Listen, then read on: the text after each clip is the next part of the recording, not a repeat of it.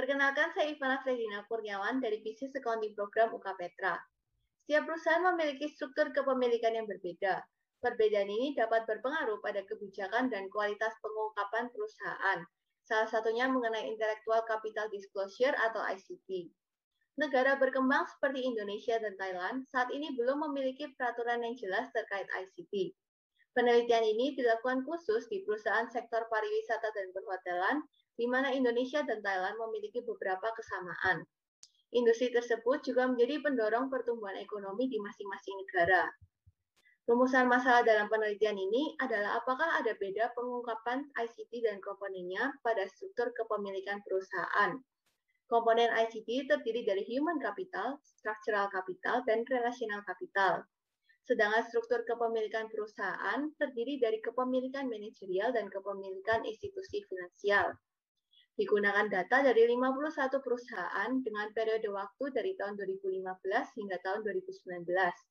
Data diuji melalui uji normalitas, uji John Deere Terpstra, dan uji Biedermann-Whitney.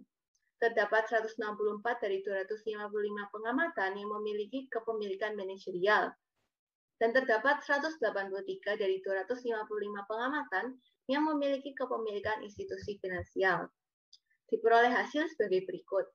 Perusahaan mulai bergerak untuk fokus terhadap ICT dan komponennya, seperti yang ditujukan pada hasil uji John Deere Terpstra. Terdapat perbedaan signifikan pengungkapan human capital pada kategori kepemilikan institusi finansial. Perusahaan yang memiliki pemilik dari institusi finansial ternyata lebih dominan dalam mengungkapkan human capital.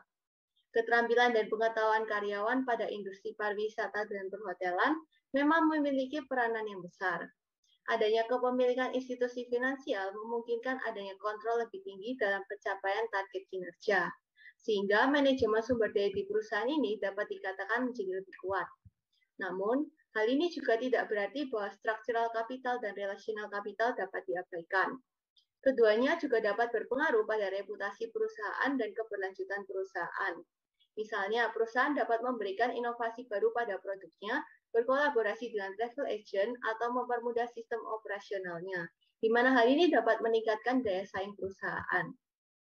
Jika dilakukan uji beda human capital pada masing-masing negara, adanya perbedaan pengungkapan secara signifikan hanya berlaku pada perusahaan di negara Thailand. Investor institusi finansial di Thailand menuntut lebih banyak transparansi dibandingkan investor lainnya. Sejalan dengan signaling teori, perusahaan akan mengungkapkan lebih banyak untuk memberikan sinyal positif dan memenuhi tuntutan investor. Terima kasih.